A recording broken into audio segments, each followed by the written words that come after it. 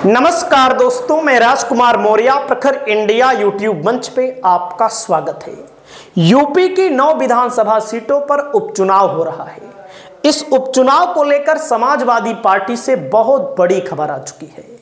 उपचुनाव अब 13 नवंबर को नहीं होगा, उपचुनाव होगा अब 20 नवंबर को, यानी कि समाजवादी पार्टी को और समय मिल गया। जो कि बीजेपी के लिए समय बढ़ाया गया था, उस समय को समाजवादी पार्टी के मुखिया अखिलेश यादव बर्बाद नहीं करना चाहते हैं। इसके लिए समाजवादी पार्टी ने अपने चुनाव प्रचार की शुरुआत कर दी है। चुनाव प्रचार में अभी रैलियां नहीं होंगी, रैलियां लास्ट टाइम में होंगी। समाजवादी पार्टी ने गाजियाबाद की विधानसभा सीट पर, जहां पर सामान्य सीट पर बीजेपी ने ब्राह्मण प्रत्याशी उतारा है, बसपा ने बनिया प्रत्याशी उतारा है, समाजवादी पार्टी ने जाटो प्रत्याशी उतारा है, एससी प्रत्याशी सिंहराज जाटो को सपा ने टिकट दिया है। और इस सीट पर लाख के लगभग जाटो आबादी है, लाख करीब में, और 80,000 करीब मुस्लिम आबादी है। 25 से 30,000 करीब यहां पर यादव आबादी है। समाजवादी पार्टी ने इसी गाजियाबाद की सीट से अपने अभियान की शुरुआत को करते हुए तमाम नेताओं को अपने पार्टी में शामिल कराया, जिसमें बहुत सारे नेता बहुजन समाज पार्टी से समाजवादी पार्टी में शामिल हुए। और एक कार्यकर्ता सम्मेलन ही है, अभी रैली नहीं हुई है। इस रैली के अवसर पर आप देख सकते हैं समाजवादी पार्टी गाजियाबाद विधानसभा उपचुनाव कार्यकर्ताओं की बैठक की गई 5 नवंबर को। सिर्फ कार्यकर्ताओं की बैठक है, अभी रैली नहीं हुई है। रैली अलग चीज होती है, कार्यकर्ताओं की बैठक अलग चीज होती है। इस सीट को जीतने के लिए समाजवादी पार्टी ने अपनी पूरी ताकत लगा दी है। गाजियाबाद की सीट को आप देख सकते हैं, यहां पर हजारों हजार की संख्या में लोग यहां पर पहुंचे इस कार्यकर्ता सम्मेलन में। ऐसी उम्मीद किसी को नहीं थी कि समाजवादी पार्टी इतनी ताकत के साथ गाजियाबाद की विधानसभा सीट को लड़ेगी। इसके पहले गाजियाबाद में समाजवादी पार्टी की स्थिति बदतर रही है। मैं कह रहा हूं बदतर रही है, खराब रही है।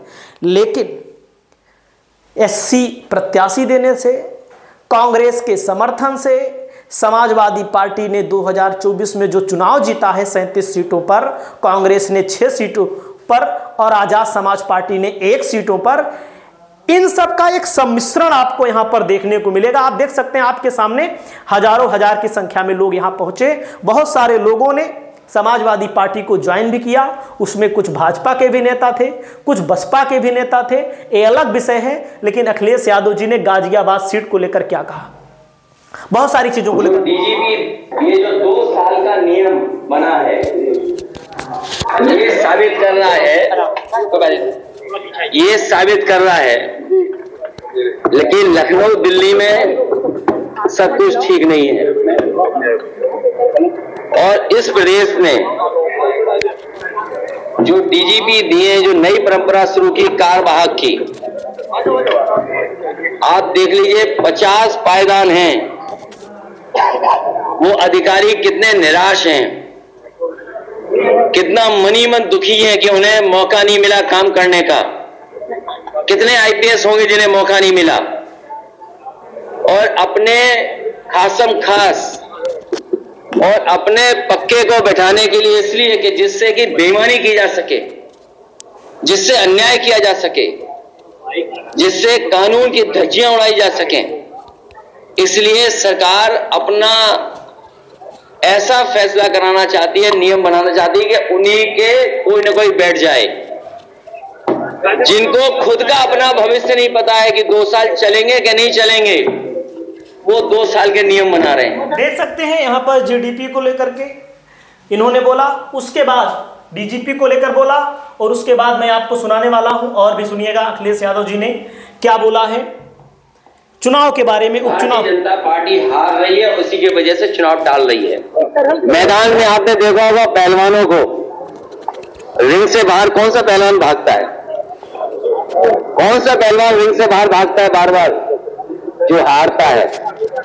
इसीलिए कभी अयोध्या का चुनाव टाला इन्होंने, और ये तारीख बदल दी। जब इन्हें यही बढ़ाना था, ये पहले भी तो चुनाव करा सकते थे जिन तारीखों में आज चुनाव हो रहे हैं। क्या वजह कि इन्होंने तारीख बदल दी? इसका फायदा मिलेगा क्या भाजपा को? वो कोई ना कोई खास तैयारी भाजपा कर रही होगी। जो समय उन्हें नहीं मिला, जो समय नहीं मिला, बीजेपी की जो खास तैयारी है वो पुलिस को आगे करके है। जब आप मुख्यमंत्री जी से ये सुनते हो कि मैं रामपुर बना दूंगा, इसका मतलब ये है कि वोट नहीं डालने देंगे। लोकतंत्र में या चुनाव आयोग इन बातों को देख रहा होगा कि इनकी तैयारी खास ये है कि वोट ना पड़ पाए।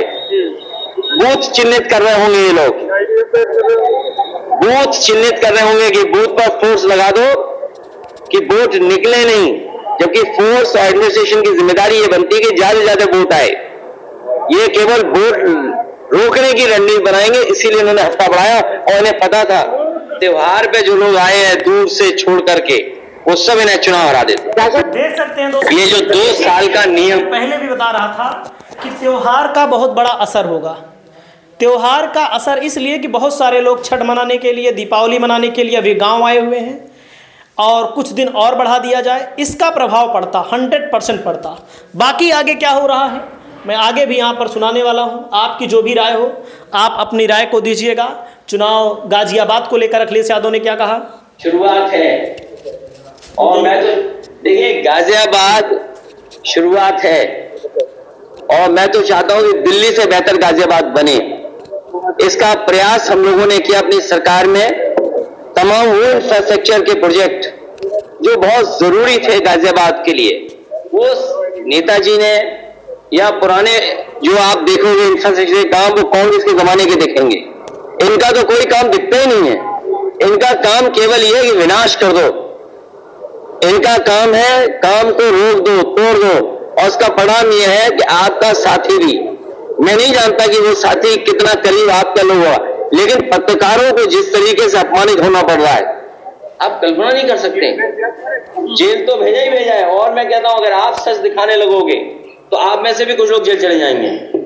देख सकते हैं इस अभी गाजियाबाद की सीट इस समय सबसे हॉट सीट बनने जा रही है, जैसे अयोध्या की सीट बनी थी।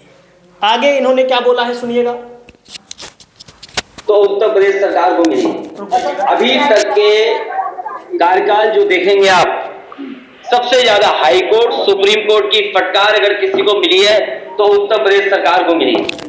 समय समय पर उत्तर प्रदेश सरकार ने अनकॉन्स्टिट्यूशनल काम किए हैं, और उसका परिणाम यह है कि हाई कोर्ट और सुप्रीम कोर्ट हस्तक्षेप करता है। और हमें पूरा भरोसा है कि जितने भी अनकॉन्स्टिट्यूशनल फैसले लिए सरकार ने, वो सब टर्न डाउन होने चाहिए। तो देख सकते हैं दोस्तों, ऐसे ही प्रत्येक विधानसभा सीटों पर समाजवादी पार्टी, प्रत्येक विधानसभा जहां चुनाव हो रहा है भी, वहां पर अपने कार्यकर्ताओं की बैठक बुला रही है, और बड़े नेता, राष्ट्रीय अध्यक्ष समाजवादी पार्टी के और कांग्रेस के बड़े नेता जहां जहां पर जिनको प्रभारी बनाया गया है, उन लोगों को जिम्मेदारी दी जा रही है। अभी रैलियों की शुरुआत 2-4-6 दिन बाद होगी, क्योंकि टाइम मिल गया है। तो उस टाइम का भी फायदा बीजेपी अलग तरीके से उठा रही है, समाजवादी पार्टी अलग तरीके से उठाने की कोशिश करेगी।